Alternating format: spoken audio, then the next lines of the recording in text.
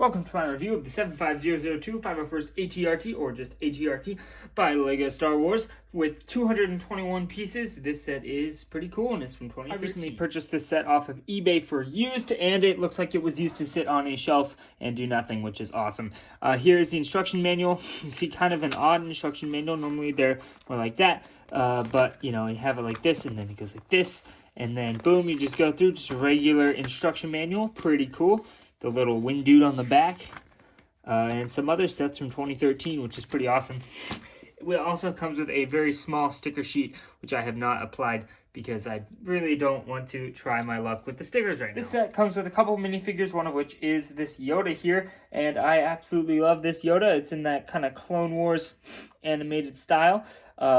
This head, I have another version of this figure, and the head is now like popping off super easily. I don't know if that's a problem other people are having with it. This one seems to be a little bit better, but my other Yoda is his head just falls off all the time.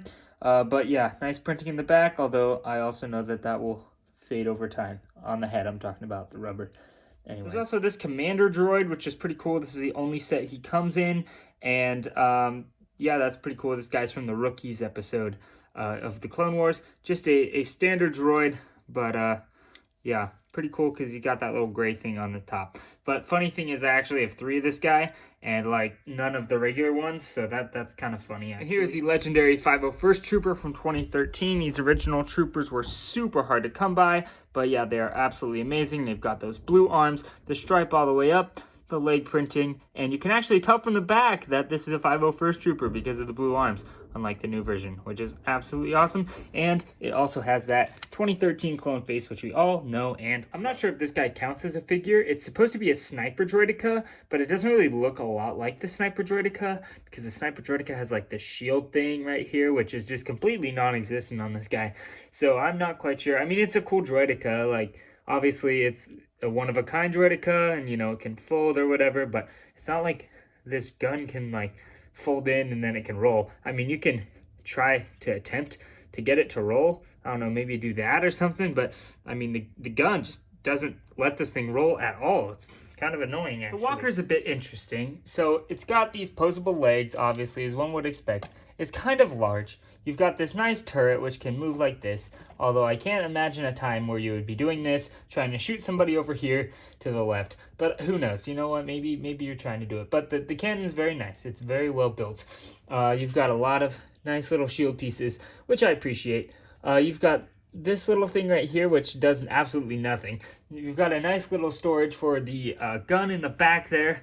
That might have been just an accident. They're like, oh, hey, since we use this piece, we can just store the gun there. That's convenient. I wouldn't put that past the LEGO designers to be exactly how they came up with that, but I do think it's a great little feature. You've got these little antennas, which get knocked off pretty easily, and the cockpit area for the clone. The sad thing is you can't really see the clone too well over the cockpit, so that's a bit unfortunate, but you know, it is what it is. So obviously there's a couple things I would like for this set to do better. Number one, I would like more clone troopers in this set. I get that it's a small set, but you know, maybe you fix the Droideka and put another clone or 2 in there and you put it up, you know, $5 or so. Back in 2013, I mean, these 501st Troopers were kind of hard to find, and even throwing one more in here would make it a battle pack, kind of, you know. People would buy these to get the clone troopers, right? But no, there's just one, and you're buying this whole ATRT thing and the Droideka just for the one clone trooper. It's kind of stupid. Plus, the ATRT is just gigantic. It's so much bigger than it needs to be. It is not play scale at all. And it just really, like, what would I ever use this for? Like, the minifigures are so tiny, it's just going to go around stomping on droids. That's not its job. That's the Turbo Tank's job. So, I mean, it just doesn't really make sense to me. Also, this is supposed to be on Umbara, at least because of the box art, which is the same as the instruction art right here. That's clearly from Umbara. But the funny thing is, Yoda is never on Umbara. And neither is the Sniper Droideka or the Commander Droid. Commander Droid's from the Rookies episode, which I mentioned from Season 1. I mentioned that earlier. And the Sniper Droideka is from a couple episodes earlier in Season 4 of Clone Wars with the slaves, that one, instead of the Umbara one, which comes like after that. And Yoda, I have no idea why Yoda's in here. He's just like randomly in here. The only thing in here that's actually from Umbara is they use the little walkers, which, you know, this one's huge. and they used 501st Troopers. So that's the only thing they actually used. And so I'm a little confused because, you know, they could have totally made this that set. Maybe they just didn't want to have anything to do with the episode with the slavery stuff in it. But they totally could have done, like, you know, Anakin and Ahsoka each on, you know, their little walkers trying to destroy the bombs and save, you know, the people. That totally would have been great. But no, they went the Umbara route, and while I still think it was a good route, it just doesn't really make sense because, you know, Yoda is not supposed to be there, the sniper's not from there, and the droid is not from there either. But hey, whatever. Overall, in 2013, I think it was a great buy, you know, like one or two of them, depending on, you know, how much money you had, in order to get some 501st Troopers and some walkers. It was a cool set, but, you know, right now in 2022, there's so many better ways. I know the 501st Battle Pack just retired, but you can still probably get it for a lot cheaper.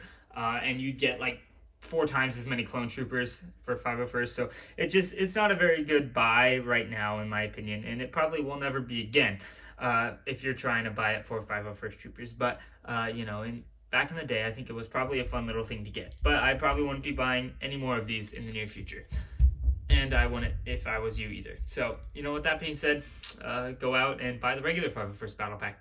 Alright, see you, bye.